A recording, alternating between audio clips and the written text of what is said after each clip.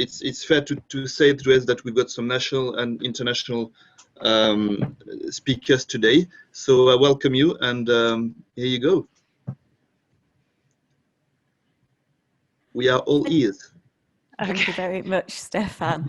So Ros and I are going to do a fairly relaxed, hopefully, presentation, bringing in lots of cases and hopefully covering all the areas that you might have concerns or questions around using anticoagulants for different patients, but obviously bringing in the pharmacist role where we can help patients get the best out of their medicines and make choices, medication as well. There are some polls, you'll have filled in the first one, hopefully now, which we might be able to get to see the results very soon, Joe, and there's a few more as we come through, and this is not to, as I say, they're anonymous, so it's just to help guide us with what we're talking about to you today, and also help us to make sure we're choosing the right topics. So we're going to cover acute management of VTE, and also we're going to look at the 3-month review and long-term management. So from looking at the poll, thank you very much. There's a lot of confidence in helping patients choose an anticoagulant. So 62% are confident and 38% somewhat confident. So we've obviously got some experts out there. So we'll hopefully be able to add to your knowledge base and answer your questions as we go through. If you want to submit questions on the chat, that's fine. Stephane's going to keep an eye on those, and we might be covering them, or obviously he'll ask us them at the end of each section. And we're going to cover extremes of weight. Some of you might have heard Andy Cohen discuss that very passionately yesterday, so we'll hope to bring a bit of practical advice to that. Talk about patients with renal and liver impairments, patients on interacting drugs, and also patients with active cancer. And say, to start with, we'll discuss the acute choice of agent in the acute VTE, and then at the 3-month review and our options there. Katherine, so can I just quickly ask, could you maximise the size of your slides? Because I think it'd be easier for people to see. Thank you. Ros, can you I can't. go to slideshow? It is maximised on mine. All right, no Sorry, worries. I can't move the slides either. Okay. Can you move it on to the next one? Sorry about the technical issues. I can't move it on to the next one, no. I don't know what's, sorry. It's not moving. It was moving before, but it's not moving now. And it's on full screen on mine. I will share the slides for you. Sorry. No problem at all. Thanks, Joe. Sorry about this. No problem at all. So maybe as Joe's doing that, shall we, the first example patient we were going to use was a 25-year-old patient who is on the oral contraceptive and presents with a new DVT. She's 70 kilos and on no other medication, and obviously we think it's the clot is. Sorry, I disconnected then. I'm back again. Okay. Not going well. Joe, okay. Lovely. Can you leave it on this screen, Joe? Thank you. Certainly. Can you put your cameras on, ladies? Is it possible for you to put your... Technical issues are bad this end. I don't have a camera. Okay.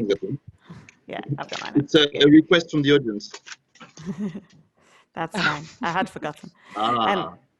So Ros, the first patient, just to recap, the 25-year-old with a DVT, probably provoked by the oral contraceptive. It's not a large DVT, popliteal. She's about 70 kilos. So what discussions would you have with her about choice of anticoagulants? Okay, so I think this is a generally pretty straightforward young patient with a DVT. I think it probably depends on what she would prefer. At our trust, we would preferentially use rivaroxaban just because that's the drug of choice for VTE at our trust. So we would have a discussion, I guess, with her around other factors, like possibly if she has heavy periods, we might steer away from using high-dose rivaroxaban in the first instance. But all options are open really for her, and it's more about a conversation with her, I guess. Whether she would, I mean, most patients don't want to inject up front, so they probably wouldn't want to use dabigatran or redoxaban. So normally we'd use either rivaroxaban or apixaban. What about you, Katherine?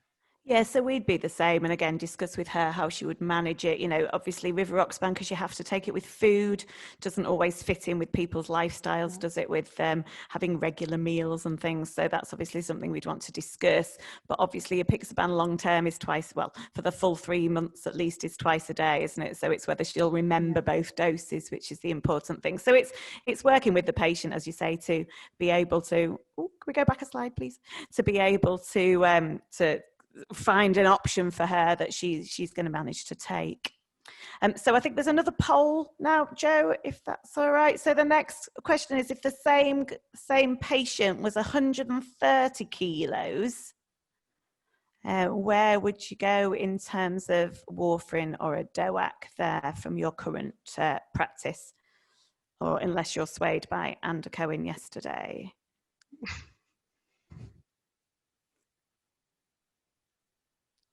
Joe, you're muted if you're talking to just 1 second while I struggle to get that. That's all right, thank you.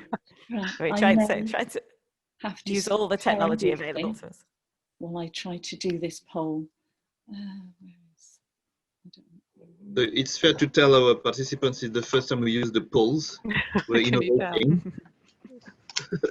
Yeah, we thought it'd be good to do it, but we're obviously pushing the technology to the max on there.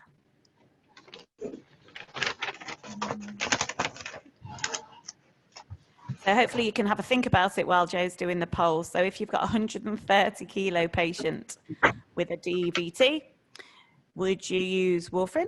Well, let me like what heparin and warfarin, obviously, or would you go with a DOAC in your current practice or thoughts? And so at the moment we still don't have the poll. I do apologise. I cannot get the next poll up. I don't know. Oh, hang on. I think I found it. Yeah, I found it. Yeah. Yay. Launch poll. Thanks, okay. Where are you, Paul? So is that? Oh, there we go. So you've obviously had a little bit of time to think about it. So once we've, I appreciate you'd use low molecular weight heparin first with the warfarin, but it was just more to get there. Yes. So if people can submit their answers, and once we've got quite a few, we can have a look at that as we move on to the next slide. And I'll share the results. Thank you. Very split there. So that's an interesting one. So we've got 52% on warfarin and 48% on a DOAC. So really split there. So Ros, what would you do? Well, this has become quite a controversial topic after yesterday's Anticoagulation talk. We probably, it depends, I think, on the size of the DVT and how symptomatic the patient is, potentially. We'd be cautious with a patient who's 130 kilos in using a DOAC. I will go on to this in a bit more detail, but we are more confident using rivaroxaban from data that we have published from King's. And Joe, so that would be our drug of choice. I'll talk through that now with the next slide. I think, so I need to get rid of this poll because I can't see the slide. So ISTH brought out guidance in 2016 because there was a lot of discussion about whether patients who are obese could have DOACs, and their guidance said that patients who are over 120 kilos or with a BMI over 40, we should use warfarin and low molecular weight heparin. They did say if you do use DOACs in those patients, then we should be checking plasma DOAC levels. And there was no recommendation on body weight, on low body weight, sorry, for patients who are under 50 kilos. So that was really all the guidance we had until fairly recently. Can you just move the slide on, please? Thanks. So we've got nice guidance on weight, which basically says more or less the same thing.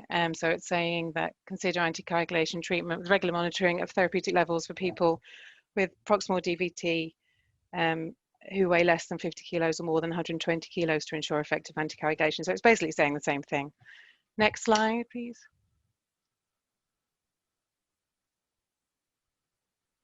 So from the first registry data, so there's over 1,200 patients with VTE and were studied in this registry.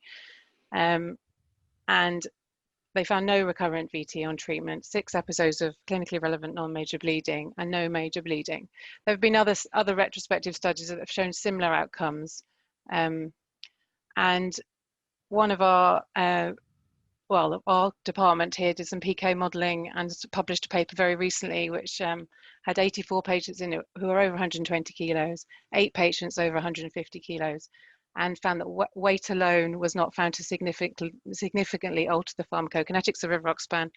There was only 30 patients under 50 kilos in this pharmacokinetic modelling, so we couldn't. It gave an indication that if renal function is good, then low weight alone does not preclude the use of rivaroxaban.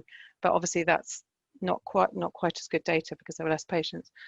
So we have the most data for rivaroxaban currently in patients at extremes of body weight, but there is a lack of evidence in low weight patients and no recommendation from ISDH. But as you may have heard yesterday, there is more and more evidence that the DOACs aren't affected as much as we thought by body weight, but we'd still be cautious, I think, especially in patients who have a significant thrombus burden, so a massive PE or a massive iliofemoral DVT, and in the acute treatment period, we'd probably be very cautious in using a DOAC, even despite what we found out from studies we've done here and in other places, and we probably still want to use low molecular weight heparin up front there. Would that be similar for you, Katherine? Yes, I think so. I think, you know, if there was a patient who was going to find it very difficult to take low molecular weight heparin and warfarin, and they were, you know, just over the 120 kilos and the clot was there wasn't a large clot burden, then I think we would make the case for a DOAC. I think where we struggle is, you know, I was asked last week about a patient that's about 130 kilos, but they'd had a large saddle embolus with a big clot burden, and just still feel a little uncomfortable there about recommending a DOAC where I'm not quite sure whether it's going to give enough anticoagulation.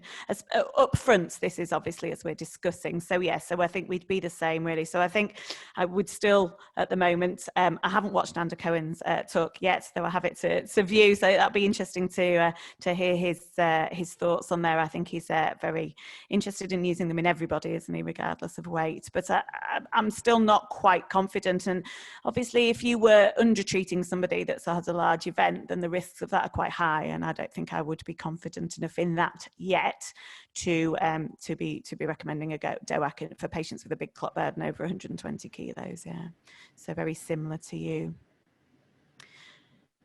Joe, there's another poll question now. Just keep them on there. Thank you. So this is poll 3. Oh, no, can you just, and we've sort of covered a little bit already. So it's the next poll.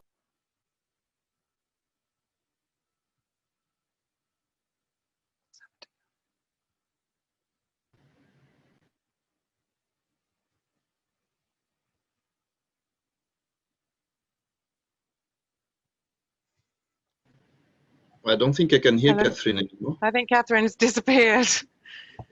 Let's give you about a minute to fill in the poll. So she's back. Yeah, sorry about that. Just don't know where I went. Apologies for that.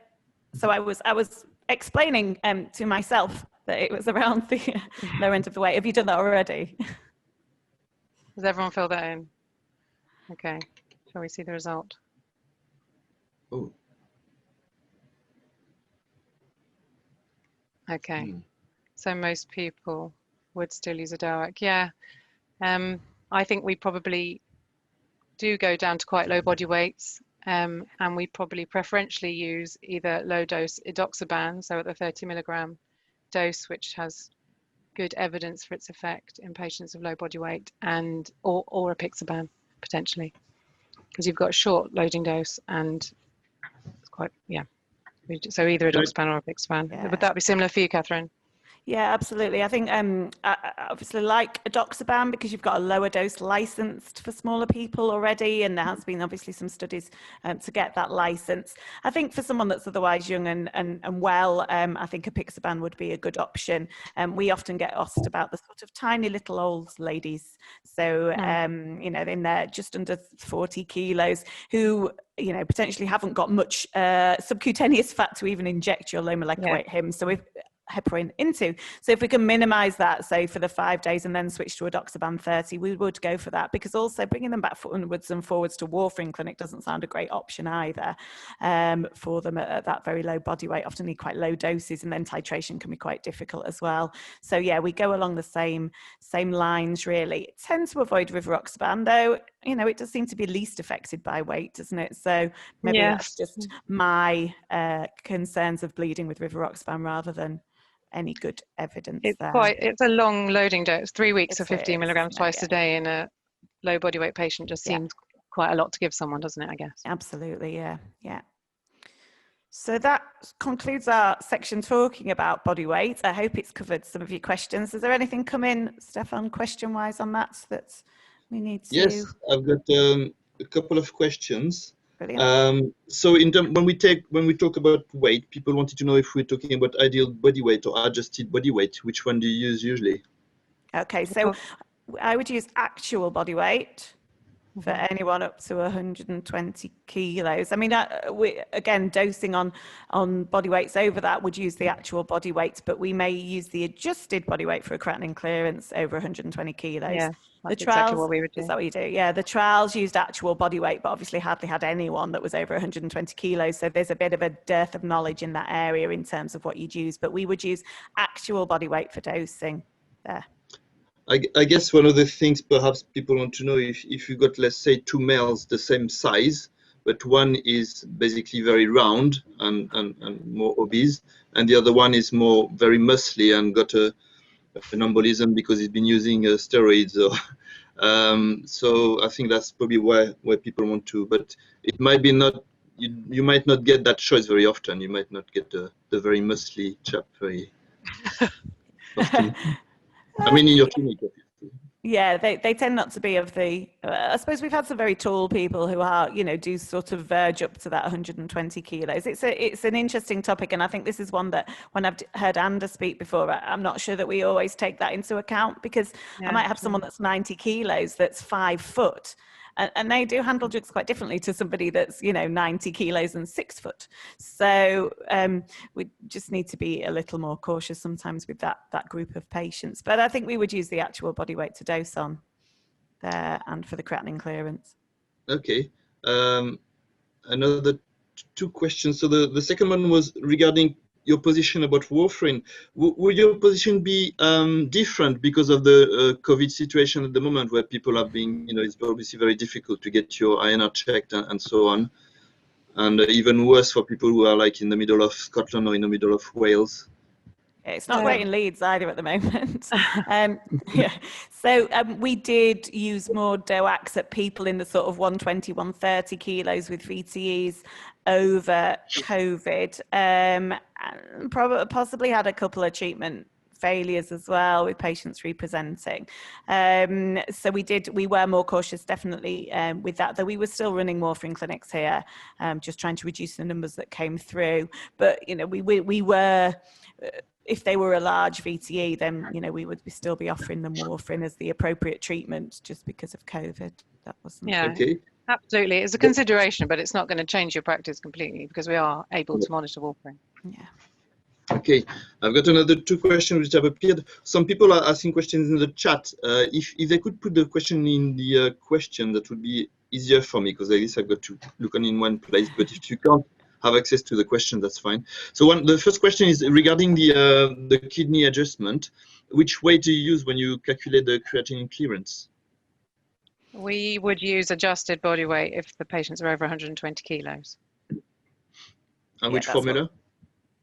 Cockcroft and Galt. Yeah, great. Just to make it. Excellent. And the other one is a bit more technical. So what advice can you give on the choice of DOAC for hyperfiltrators if the creatinine clearance is more than 95 milliliters per minute? This is. Oh, I'm so glad you're here. Yeah, we are going on to renal function in a minute, but this is presumably because of edoxaban and the finding that with the increased rate of stroke for patients with a higher creatinine clearance. But that was in the AF study, not in VTE, in the VTE study. I mean, we still do think about it when we're with patients who have VTE, but I do sometimes wonder whether actually we probably shouldn't. We do tend to avoid edoxaban in high clearers over 95 mils per minute, particularly for AF, because that's where the evidence was. What do you do, Katherine? Yeah, so similar. I did ask I did ask the question actually to DOAC Sanko about VTE, and they said there was no evidence to suggest that edoxaban wasn't effective in those patients. So I do find if they've got a really good creatinine clearance, they're usually quite on the big side, or they're very young, aren't they? There. So then, I mean, as you've shown, the data on rivaroxaban's pretty good if for bigger patients anyway. So would go with that over edoxaban. Though some patients, you know, if they can't, they think they'll, if they're honest when you're having that discussion, they're like, I'll not remember it twice a day, and I don't really eat regularly, so I'm not going to manage to eat anything, you know, at the same sort of time. Then I would go with edoxaban, so that they were able to manage something. And I think you've got to take that patient's consideration, to have that discussion with them and not just blanket it, I think, a little bit there. But there was no, as far as I was aware, there's no data in the HOCUS IVT studies to suggest that edoxaban wasn't as effective in that group. Excellent. Okay. So that's a very consistent answer. That's good. Thank you. And oh, hang on, some more. Oh no, that's fine. Okay, so we're moving on to the kidney function then. Yeah, so there's another poll, Joe, I think, please. So this is, so as you can see, and we've sort of given you a bit of a clue, the next bit we were going to talk about was lower renal function. So it's good that you've asked about the higher clearance patients already. So a patient with a creatinine clearance of 30 mils a minute, what would you currently go for in terms of your options for this patient? DOAC? Can we have a choice called Katherine next time, or call Rose? No. Can't answer all the ones I got from the trust, but hopefully if they've, you know, you can keep this presentation, watch it another time to remind anybody.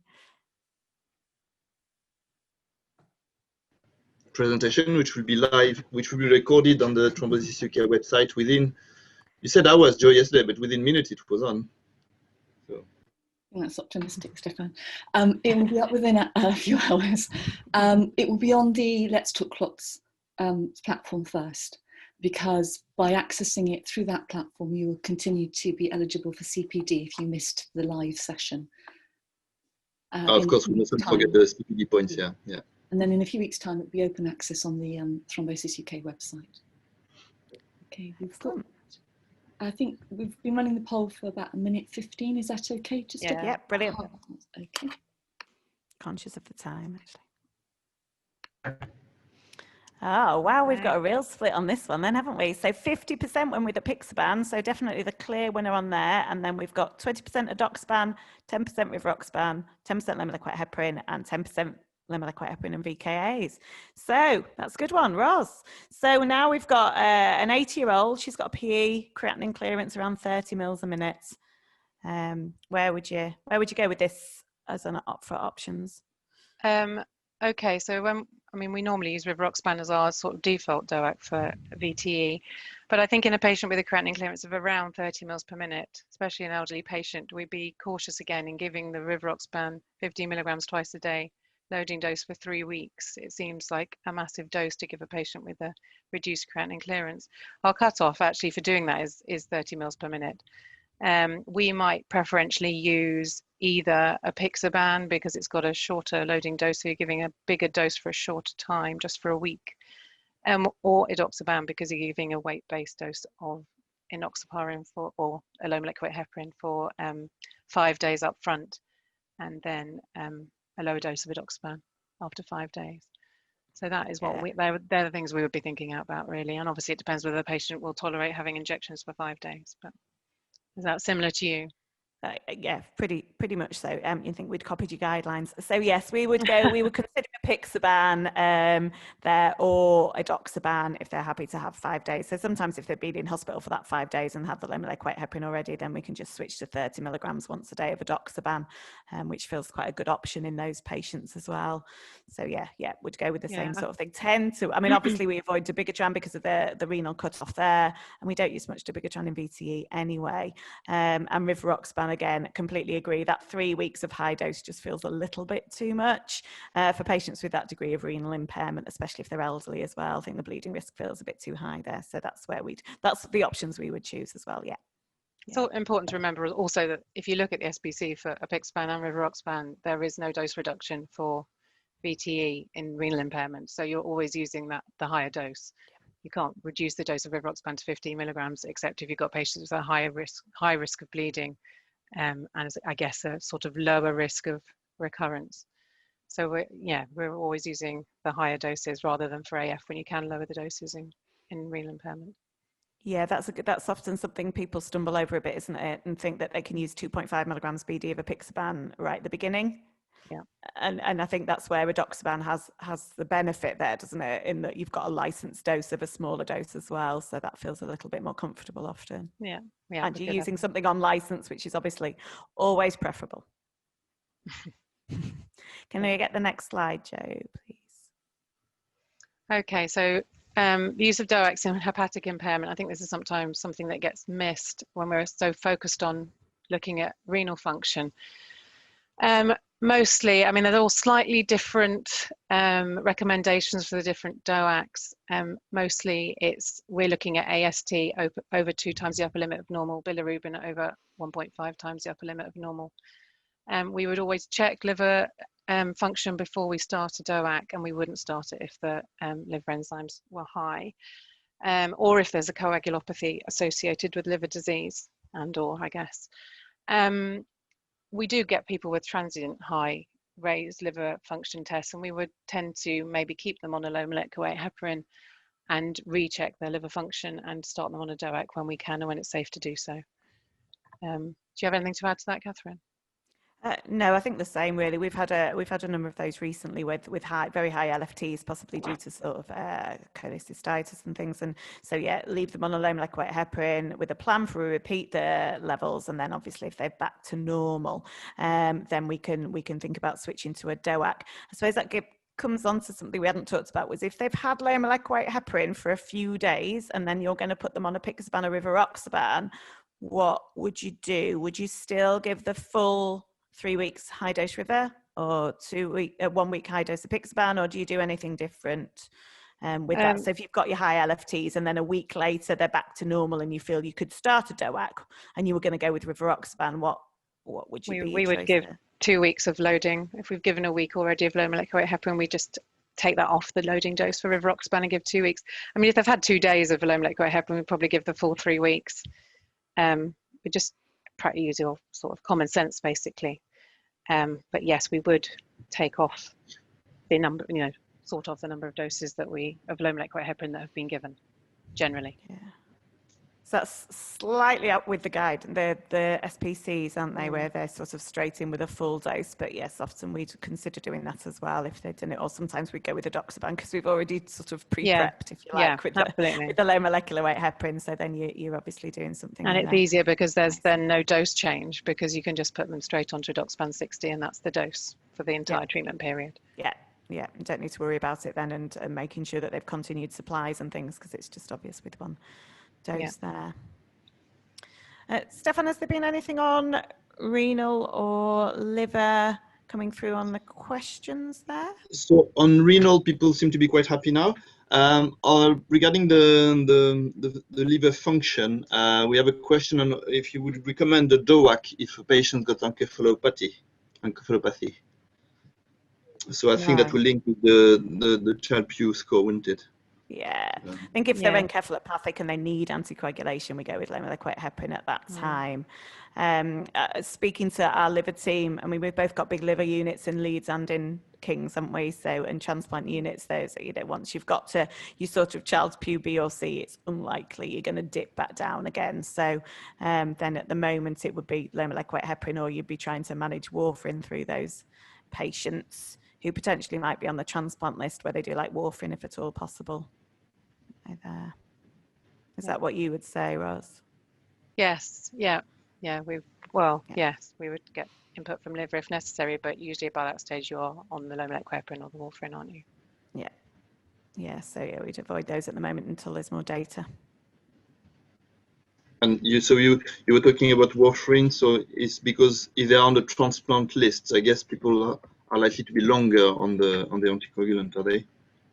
Well, they need something reversible. If you get a sudden offer of a liver, they like them at the moment on something reversible, which is why they tend to get put on warfarin. When a Dexanet ever appears, I suppose, then there's potentially other options if their liver disease isn't so far down the path that you've got to be. But we do have one patient on dabigatran, and a supply of idrisizumab sitting in liver theatres ready to go. But yeah, normally we wouldn't do that. Yeah, so warfarin would be the go-to for that, Yeah. wouldn't it, normally? Yeah. Okay. Okay. And that's it so far for the liver. Thank you very much. Lovely. So the next thing we were going to talk about is just about drug interactions. So one of the common things we find there, and we haven't got a poll for this bit, is patients on interacting drugs and what we should be doing about choice of agent there. And obviously as pharmacists, these are questions we commonly get. So this, so we've got a patient who has come in with a new VTE, a new PE. Again, they're an elderly patient, 80-year-old, good renal function, weight of 70 kilos, but they're on carbamazepine. Ros, where would you go there? Yeah. So we would normally not use any DOAC for a patient on carbamazepine, particularly with in the acute event with a new DVT, because we know that levels are likely to be reduced and we'd be worried about the efficacy of the DOAC in that situation. So is that similar to you, Katherine, presumably? Yeah, absolutely. We have had events when somebody with a new DVT and carbamazepine, they thought the warfarin wasn't working, so it switched them over to a DOAC, and they had a DVT in the other leg. And so, yes, we would avoid that. But we do, more with AF patients, do find that people get put on DOACs and they seem to be on carbamazepine, and it can obviously really reduce the levels. We can't tell that they're efficacious. So, yeah, any inducer we would avoid in the particularly event. in the acute event. So any clinically significant interaction with the DOAC is usually a contraindication, especially in the acute event for VTE, which is what we're talking about. Unlike for warfarin, because even if there is an interaction, at least you can monitor the effect and adjust the dose of warfarin to allow for it. So we can measure plasma DOAC levels, and I know not everyone can. And we may do that for some patients further down the line if they couldn't have warfarin for some reason and we wanted to check whether the interaction was having an effect.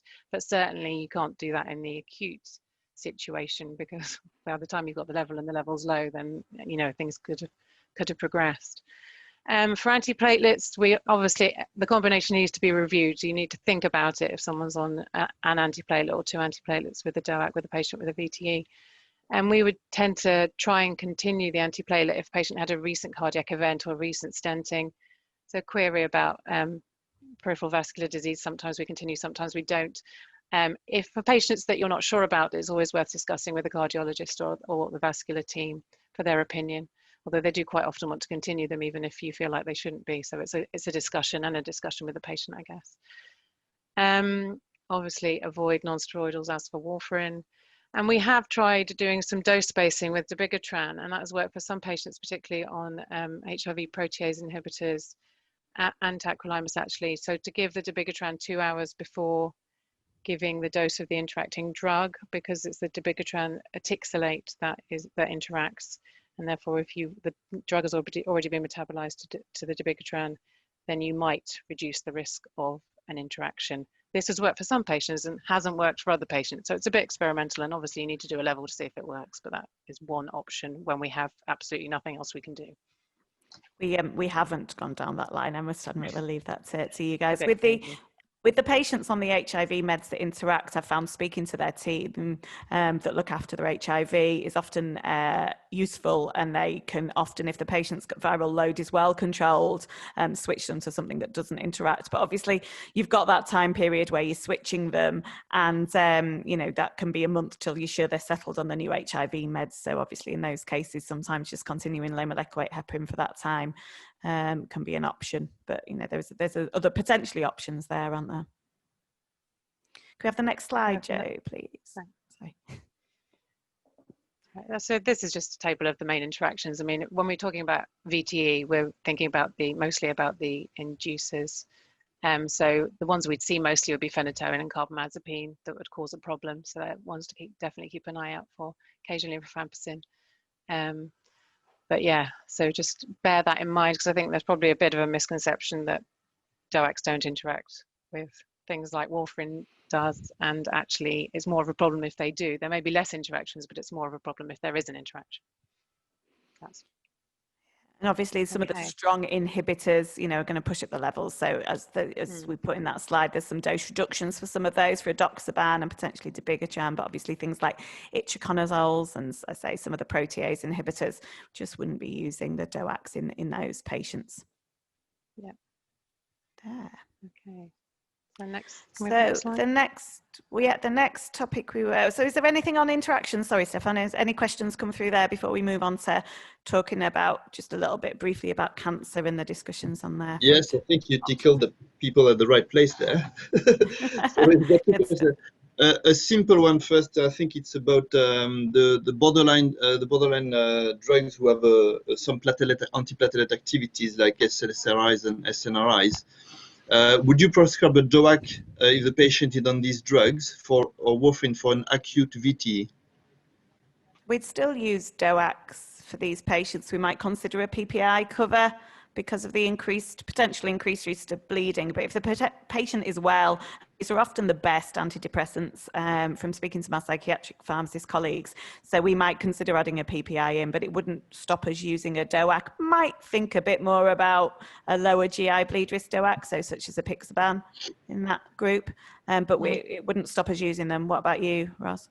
Yeah, similar. I mean, I think you look at the other patient risk factors, history, whether they're on an antiplatelet as well, and decide whether you need to prescribe a concurrent PPI. But if you think about the lower risk of bleeding with DOACs, then it would probably be preferential to use a DOAC in a patient on an SSRI rather than warfarin.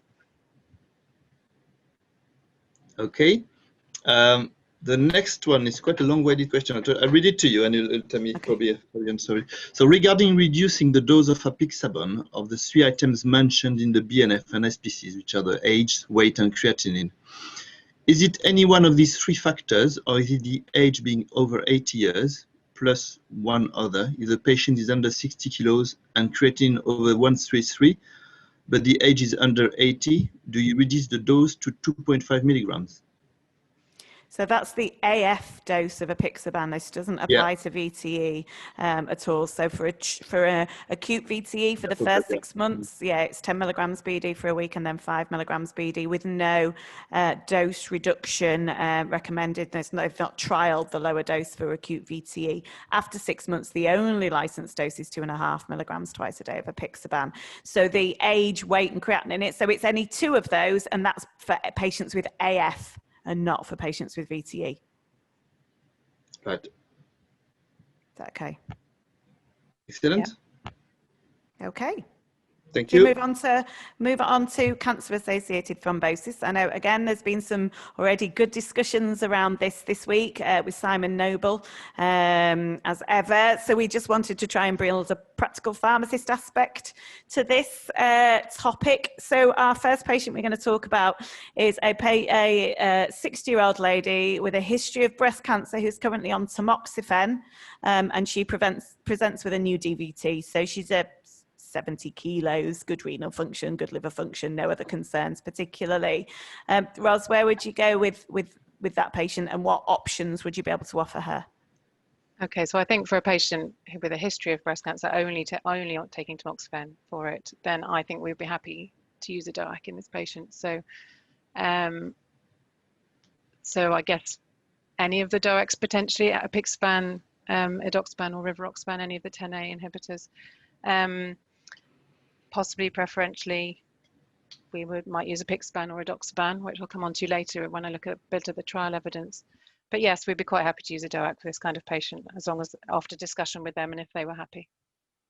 Yeah, absolutely. We'd be the same. I think the patients with the sort of the treated breast cancers, the prostate cancers as well, that are not undergoing some traditional chemotherapy, so not at risk of the sort of vomiting or the thrombocytopenia, then we would be happy to use a DOAC in those patients as well. So again, similar to whatever the patient works for the patient really at that point there. I mean, tamoxifen obviously has a thrombotic risk itself, doesn't it? So we do see some of these patients coming through, but there isn't a reason, but they, you know, they could have warfarin if they would like it, but they can definitely have a DOAC.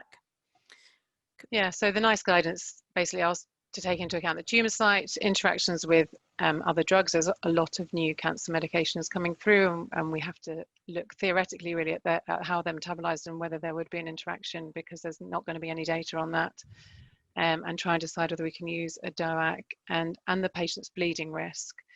And then NICE will just say consider using a DOAC for patients with active cancer with a confirmed proximal DVT or PE. Can I have the next slide, please?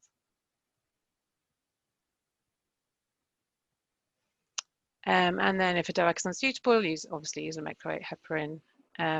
We would probably not use warfarin in most of these patients unless we absolutely had to, maybe for patients who can't inject themselves and have renal impairment.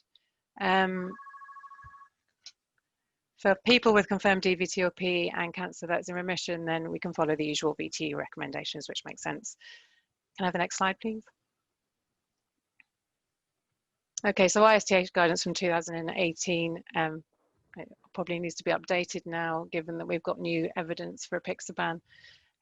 Gives basically the same recommendation to suggest using edoxaban or rivaroxaban over low mecloate heparin for patients that are low risk of bleeding with no drug-drug interactions. And for patients at high risk of bleeding, then, and they isolated patients with GI or GU tumours in this category, because that's what was found to cause the major bleeding in the trials. And GI mucosal abnormalities like ulcers and colitis, they would suggest using low molecular weight heparin over a DOAC. So that's basically been the guidance we've been working to. Have the next slide, please. So this is basically the trial data for the different DOACs. So SELECT-D for rivaroxaban, Hokusai VT for edoxaban. They both showed lower rates of recurrent VTE with the DOACs versus dalteparin, but with on the flip side, higher bleeding rates. And most of that higher bleeding came from the GI, GU cancers. So that's why the recommendation from ISTH was made. Real world evidence with rivaroxaban for the treatment of CAT has been consistent with these findings. So we have moved quite a lot from using low molecular weight heparin to DOAC therapy for the treatment of cancer-associated thrombosis. But not for patients with GI and GU tumours, as I've mentioned. And then Caravaggio looked at apixaban versus low molecular weight heparin and found actually lower rates of recurrent VT, the same as for the other two, but actually a similar bleeding risk between apixaban and low molecular weight heparin. So there is, I guess, a question mark about whether apixaban could be used in these patients that previously have been excluded from being able to have a DOAC. Because of the high bleeding risk, but I don't think we're quite there yet. Quite often we're still using low molecular weight heparin up front, especially for patients undergoing active treatment who we're maybe worried about absorption, low platelets, that kind of thing. And then possibly when things settle down, or when they're taken up, they're not on treatment anymore, or not on traditional chemotherapy treatments, then we might at that point switch to a DOAC. We do use DOACs up front for certain patients with cancer and cancer-associated VTE, but we select patients quite rigorously for that, given taking into account their risk of bleeding and lifestyle factors as well. Would that be similar for you at Leeds, Katherine?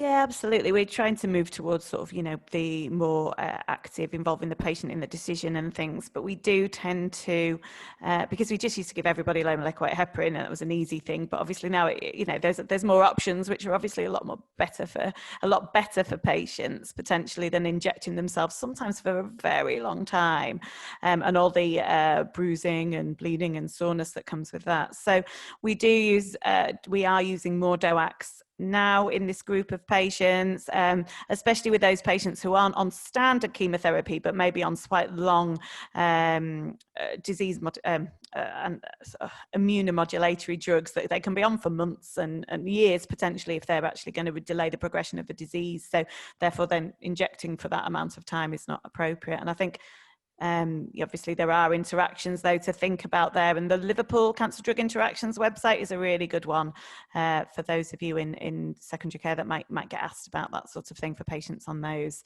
That's got lots of the newer drugs, the NIBs and things on there in terms of their interactions with the DOACs, which is really useful for thinking about what options you might want to discuss with the patient. Can you have the next slide, please? Thank you. Oh, it's okay. So, and are there any questions following the cancer around that? I mean, probably. Oh yes, I think people are waking up now. We have quite a few questions. It's often a difficult area, isn't it? Yeah. It is, yeah. So the first one would be, is there a platelet cutoff you would advise for DOAC, because different platelets, antiplatelets, I guess, are used in DOAC studies in cancer-associated thrombosis? Yeah, I think that was on the last trial, wasn't it? So Hokusai VTE, which is the edoxaban study in the Select D, had a cutoff of platelets. So if patient platelets were under 50, then they were not anticoagulated with a DOAC. With a apixaban, it was under 75. So slight difference in that study, potentially. And that's obviously something to think about there. Obviously, with low molecular weight heparin, there'd previously been recommendations that if patients platelets were under 50, but they had an acute VTE, then you might give platelets. You might use a lower dose of low molecular weight heparin until the platelets were above 50. So there's definitely some thought and consideration that needs to go into those patients on those regimes where their platelets are likely to drop to such a low nadir. Mm-hmm. And is there any preferred DOAC usually for cancer-associated thrombosis? So I would have said at the beginning edoxaban. Yeah. What about you, Ros?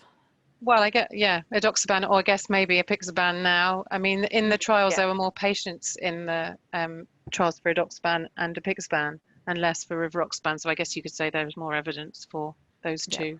But really, I think you probably take into account what the patient thinks about taking twice a day, once a day, low molecular weight heparin up front, that kind of thing. So yes, it's a discussion. I don't think there's much to choose between them, and they haven't been compared against each other as usual, so it's difficult to know. The Caravaggio study only was published in March, I think, this year, so that's quite new data. Obviously, the Hokusai VT have been out for longer. So yes, and there's still, you know, the SPCs have not been updated to reflect the potential for using them in cancer. So some of them still do not say there is evidence for use in cancer as well. So there's quite a lot to discuss with patients about the choice of therapies there.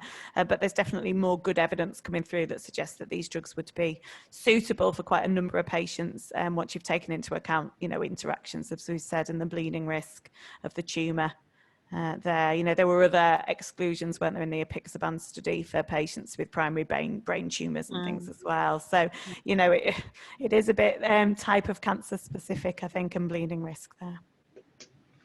And probably similar answer there. For patients who are at the end of life and with cancer, which agent would you preferably use? Would it be DOAC or low molecular weight heparin? Well, I think it would be nicer to give a DOAC, but it depends on the patient, doesn't it? I don't think them necessarily being at the end of life makes a massive difference to your choice, except for thinking about comfort, I guess.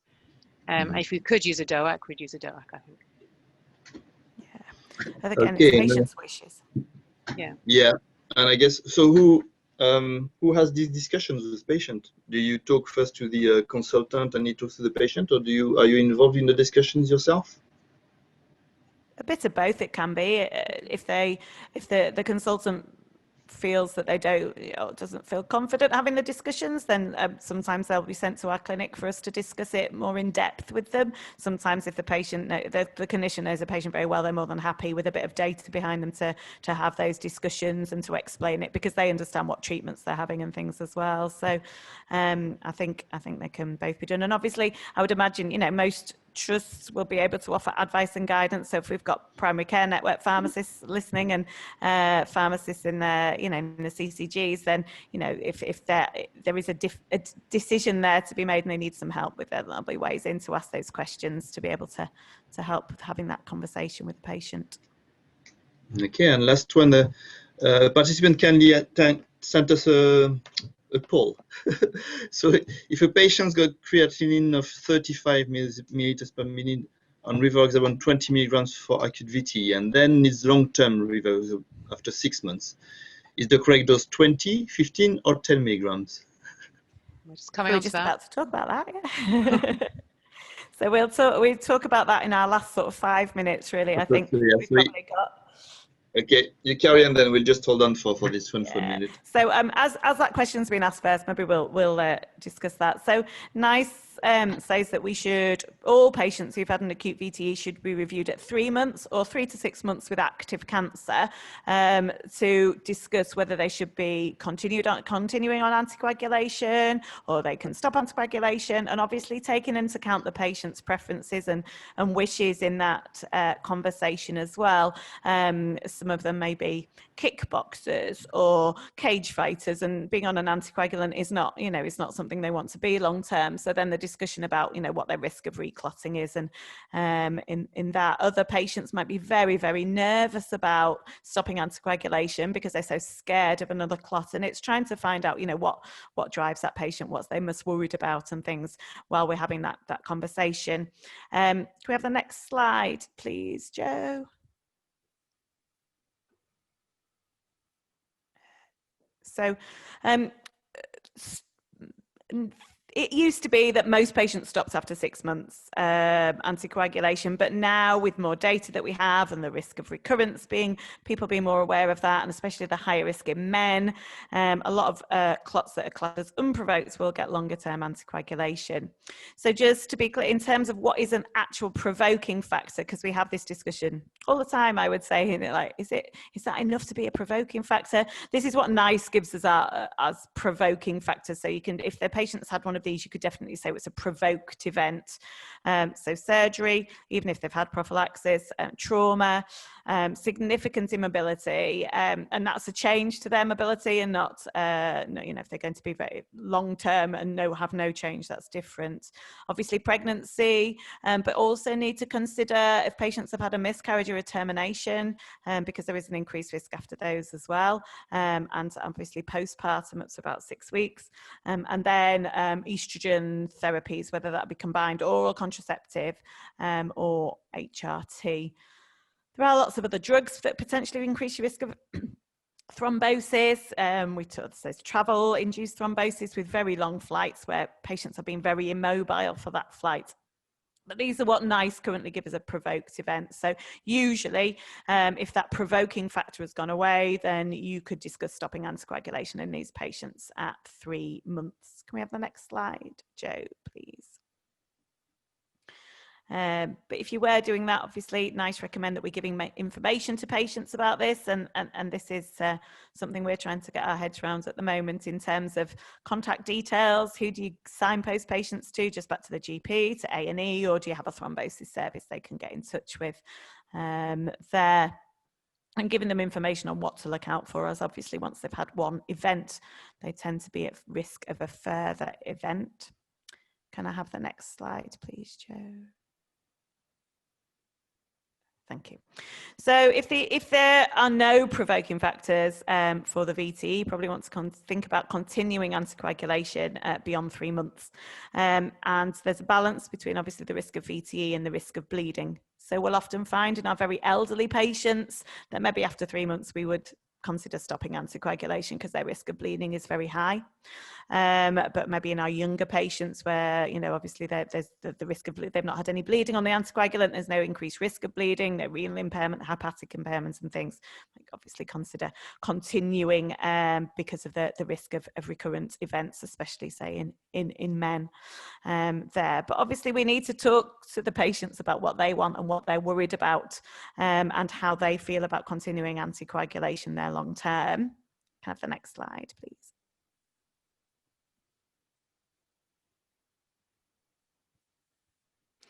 And obviously one way to look at the bleeding risk discussion for NICE was apparently a difficult one, and they ended up coming up with using the HAS-bled tool for patients that are maybe at a higher risk of bleeding. You could consider if they've got a very high bleeding risk, so a HAS-bled score of 4, which we more use with AF, not really used it with VT before, but this is what NICE have come up with as the most appropriate tool to think about bleeding risk in that group of patients as well.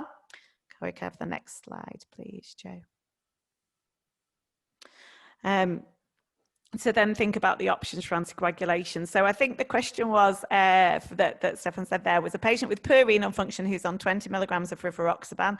They maybe come for their 3-month review. They've had an unprovoked PE. You've had a discussion. They're quite worried about stopping anticoagulation, and you wouldn't particularly want them to either. So you've come to a consensus that you're going to continue anticoagulation. What do you do? Well, both rivaroxaban and apixaban are obviously licensed in low doses for long-term prevention of recurrence, but that's at 6 months, where that's their license after full treatment was 6 months. And I know, so some places do reduce the dose lower. So I think Oxford would often reduce it at 3 months. They're happy that, you know, the risk at 3 months is very similar to the risk at 6 months, so they can feel like they can reduce the dose. But as is outside license, they've got to be careful there. If the patient is currently on rivaroxaban with that 20 milligrams once a day, and they are having some issues with bleeding, maybe nosebleeds, or maybe they've dropped their hemoglobin a little bit, that you're not overly concerned, but you know, you want to keep an eye on it. I suppose you could potentially reduce the dose at that point after a discussion with the patient, but you do remember that that's out of license. Potentially then, if their renal function is poor, then edoxaban is licensed in a lower dose at that point, so that might be another option to think about there. If patient's absolutely fine on the rivaroxaban, very happy on it, had no bleeding issues at all, fits in with everything, and they're happy to continue, then I think it's reasonable to continue full dose for 6 months and then potentially consider dropping it down. But do be aware of what the patient's worried about at that point. I offered a patient a low dose rivaroxaban because I was a bit worried about their risk of bleeding, and they got terrible side effects with it. And when I went back to the discussion, the patient was really worried about another clot. So went on to full dose edoxaban and was absolutely fine. So do think, you know, think about those. You know, where is the patient? Where are they? What are their worries and concerns? That really interesting. That nice, like apixaban. So consider switching to apixaban if people are not getting on with treatment. Remember, just the low dose is licensed after 6 months, so 2.5 milligrams twice a day. So in someone that's maybe large, who's had a large volume thrombus, you might not want to just reduce it to the lower dose. But for someone with some bleeding risk, that might be perfect option for them. What do you think, Ros? Yeah, very similar. I mean, I do think we do tend to continue apixaban 5 milligrams twice a day if they've tolerated it well, and at 6 months we want to continue, bearing in mind it's outside the license. Yeah, mostly we're using rivaroxaban anyway for VTE, so that isn't an issue, and we would reduce if we think, you know, that the risk isn't so high and they're not an overweight patient. But yes, very similar to what you said. So I realise we're at 11 o'clock now. I don't know if we have time for any more questions. I know we had the last poll as well, so I'd help with your knowledge. I think do the last poll first, and then if we got time, there's another 2 or 3 questions. I have time if we are allowed, Joe. So while we do the poll, I can do yeah, we've got time, no worries. We've got time, and the poll is in progress. A quick one that I've partly replied by writing. For HRT, does it matter if oral and transdermal in terms of VTE risk? And I can say this one. I think the VTE risk for transdermal is very small compared to oral. Yeah. And I know that in the perioperative period, we don't recommend to stop transdermal patches anymore, only for oral. I think the risk is also proportional to how long the patient has been on the HRT. If you have been on HRT for years, then the risk of VTE decreases a lot. It's more if it's been recently induced. Would you agree with these? Yeah, so I guess you're talking about if you've stopped anticoagulation and a patient, generally wants to start HRT, then we would recommend for a patient with a history of VT then to use transdermal HRT, because the risk has been shown to be much lower. If they have to. If they have to. Another one is do DOACs affect antiplatelets? I guess we know about the theoretical activity. What about in practice? I guess that's what the question is. Do DOACs affect platelets in practice? Well, I guess the combination is associated with an increased risk of bleeding. If we're using, I mean, we preferentially use DOACs for triple therapy for patients post-stenting with AF because of the reduced risk of bleeding with DOAC, so the presumed reduced risk of bleeding with the combination. And and we tend to use a lower dose for that. So yes, obviously there is an increased risk of bleeding with DOACs and antiplatelets, but they don't pharmacokinetically affect each other. Okay. I think there's a concern and side effects wise with with the DOACs that they might cause a reduction in platelets. I can't say I've really seen that in practice. No. Don't know if you have, Ross. Okay. No. And the last one is about the so regarding the European Society of Cardiology guidelines, the ESC on PE guidance recommends using the lowest dose of DOAC for long-term VTE prevention. Do you agree? Yeah, well, the lowest dose of DOAC that is safe, I guess, is what they're saying, isn't it? So yes, we would. If we can reduce the dose, we would. And if we can stop it, we will. But, you know, if it's not safe, then we won't. Yeah, and I think as we talked about, you know, the sort of the larger patients. So at 6 months, you know, we would, in some of the bigger patients, we would switch from warfarin to a DOAC if that's what they wanted. But we would tend to use full dose rather than half dose, because again, they've not been tested, and in patients of larger patients over 120 kilos, and so would have some concerns about dropping it to the low dose. But you know, if there's bleeding risk, and you're trying to balance that with a thrombotic risk that you're worried about, then I think it is reasonable to you know, to drop the dose in patients where possible, like we say. So, but some patients do need to continue on full dose. Yeah. Okay, and again, it's probably a consultation with the patient, which has an influence on the answer eventually. Yeah. Yeah. I think we are reaching the end of this session for today. I wanted to thank very much Rose and Katherine for the enormous amount of work resulting to these slides and these discussions. Thank you very much, Joe, for organizing all this. And again, I will repeat this. The recording will be available on the website within hours, on both websites, actually on the Let's Talk Cloud website as well as on the UKCPA website. And long-term wise, it will be on the Thrombosis UK website as well. I would like to thank all the attendees for coming. There was a huge turn-up again today, so very well done to everybody, and thank you for coming. Please do visit the sponsors links that we have provided. It's quite interesting. It's a different experience. You don't get pens, but you get a tailored one-to-one with the specialist from pharma, and that's quite interesting. I did a couple. It's very good. And thank you very much. I'll pass to Joe if you have any final words. Just to say thank you to everyone again, especially to the speakers. And I don't know if you saw the results of the last poll, but certainly there was an increase. On the first one asking the same question, 62% felt confident, and on the last one, 83%.